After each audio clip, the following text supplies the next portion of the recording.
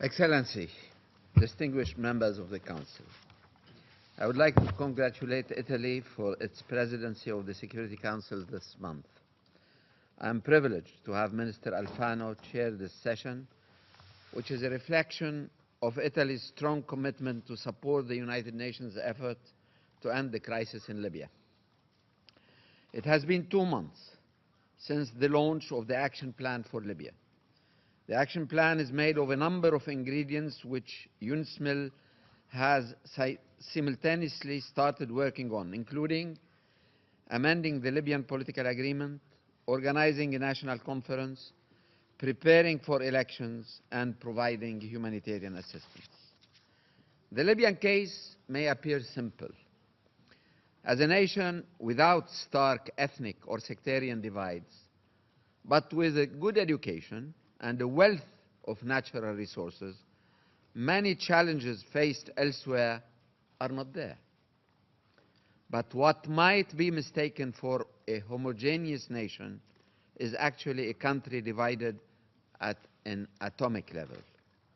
Sparked by the 2011 conflicts and fueled over the subsequent years, the national polity has imploded. In its place, there has been an explosion of competing individual agendas, often masquerading as representing regions, cities, or tribes.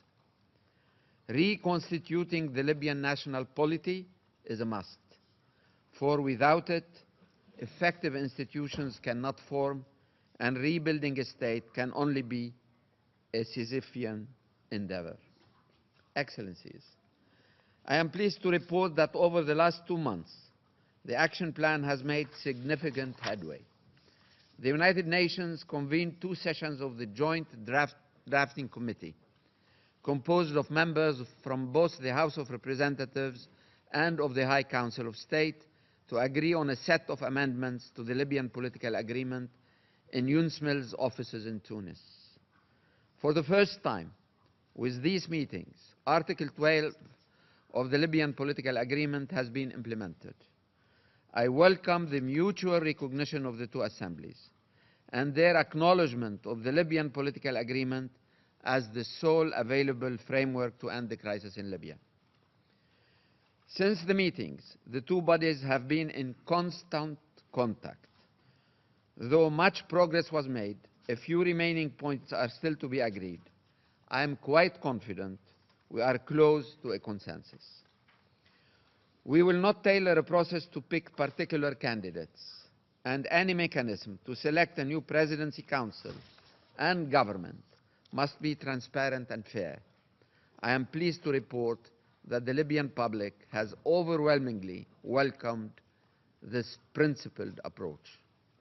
It is expected that politicians are overexcited with the who question, but for us, what is important is the how question, by which we mean there must be a fair, open, and competitive process.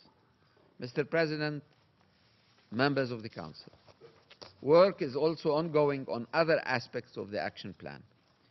UNSMIL is well into preparations for the National Conference, Al-Multaqa Al-Watani, which is to take place in February 2018. We are currently exploring the possibility of hosting it inside Libya, and I welcome the many Libyan offers of assistance we have received. The National Conference will give Libyans from all across the country the opportunity to come together in one place for the first time, to renew their common national narrative, and to agree on the tangible steps required to end the transition. I insist that the conference be inclusive in order to allow the adoption of a true national charter and provide guidelines for the legislation needed to end the transition. Such a conference is needed now more than ever in light of renewed threats to national unity taken recently by parallel authorities. As for elections, we are intensively trying to establish the proper political and technical conditions for their occurrence. Elections should not take place until we are certain that they will not add a 3rd parliament or a 4th government. Libyans deserve national uncontested institutions. To ensure preparedness, the High National Election Commission is working to initiate a voter registration update before the end of the year, which will be the first such exercise since 2014. The international community stands fully ready to support the process. On its part, the House of Representatives must assume its duty to pass the requisite electoral legislation. There must also be a clear constitutional framework. The Constitutional Drafting Assembly was elected and mandated to produce a new constitution, and they have completed their draft. I salute their fortitude for the pressure they have faced and condemn the threats made against the CDA members. The constitutional process must now move forward. While we work together to implement the various parts of the action plan, no vacuum is acceptable. The Libyan political agreement of 2015, therefore, must stand, amended or not, as the framework for the conclusion of the transition. Excellencies, as part of the action plan, the United Nations is also working to create a more secure and more normal life for all citizens so that Libyans can go without their daily lives free from fear and want. We are intensifying our engagement with armed groups and developing our strategy for their gradual reintegration into civilian life. In Tripoli, our experts are working closely with state security forces to empower them to secure the capital more effectively. Moreover, we continue our engagement with military leaders across the country on the future shape of Libya's defense institutions. The sustainable delivery of human security in Libya also needs an empowered judiciary and professional law enforcement and security agencies. The United Nations is working with the Ministry of Justice and other Libyan actors on initiatives, in particular reforming the appalling detention system.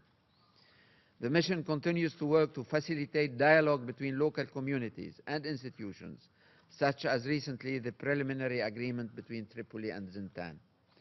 In this context, I commend the decision by the Presidency Council to create a national reparations fund for all victims of the conflict. Mr. President, members of the Council, we cannot ignore the dire humanitarian situation in Libya.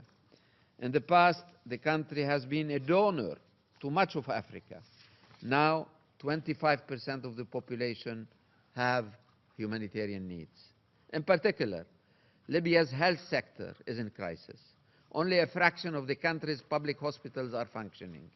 Medicines are in short supply, and modern equipment is often left to disrepair. Foreign staff, the traditional backbone of Libya's healthcare system, have fled. Some Libyan practitioners warned that the country is vulnerable to a potential epidemic outbreak. We plan to call a high-level coordination meeting among local and international stakeholders early in 2018. It is outrageous that a country which stands upon such vast wealth has so many suffering.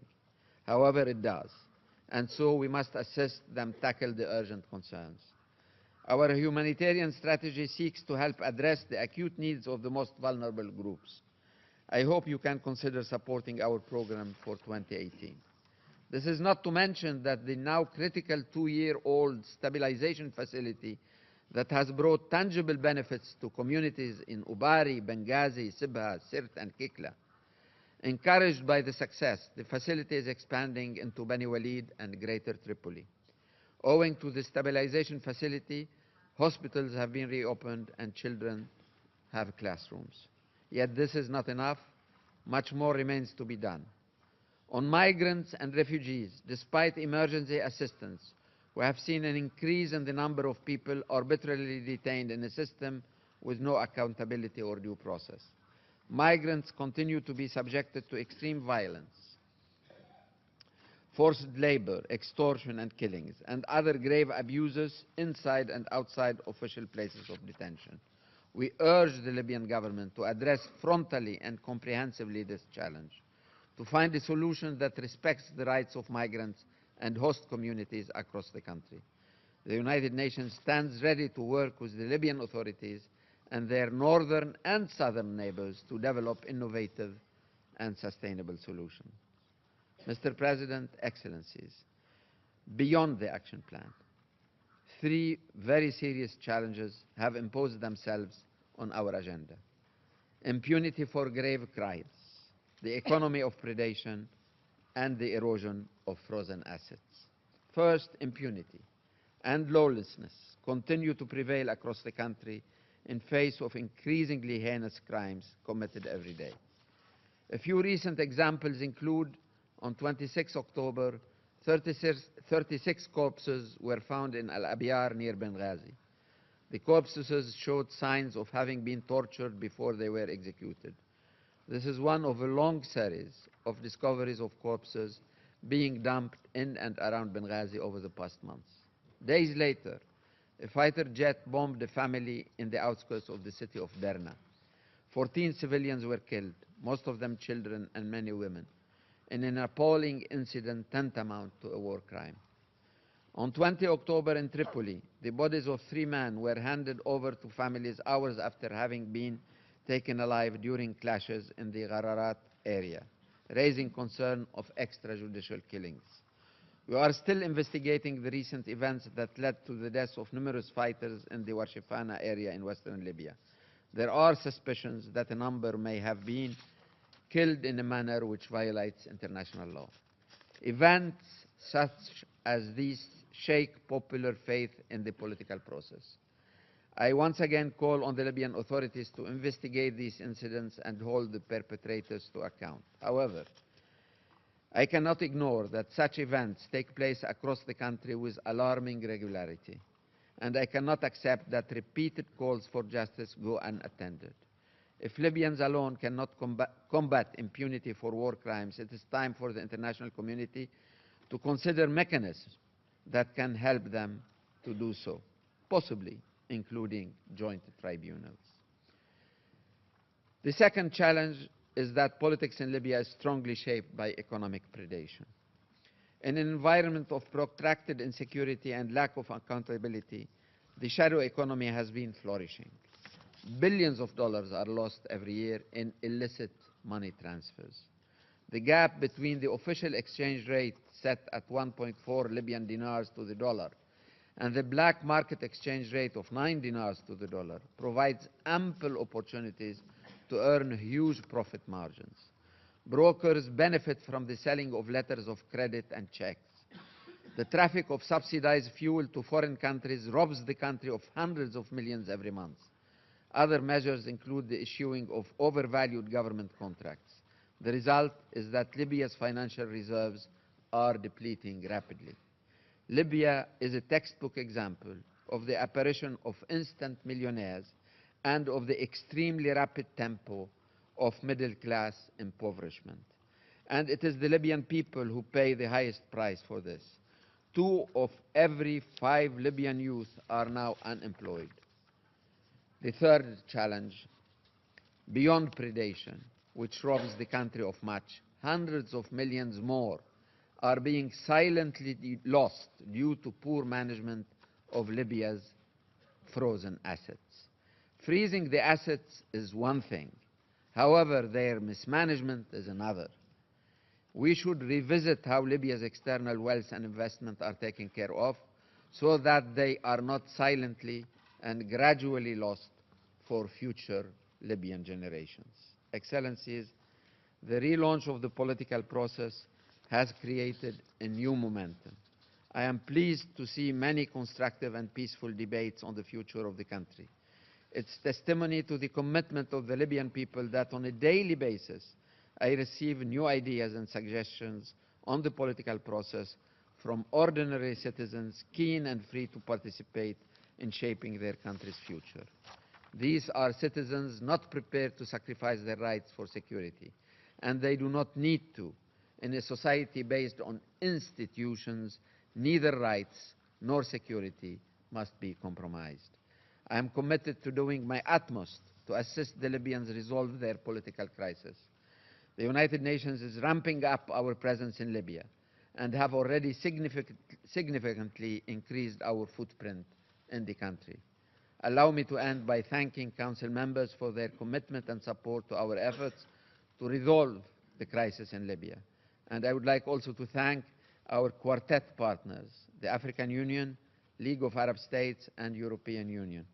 Your unified efforts are key to the success of the action plan and the better future that it promises the people of Libya. Thank you.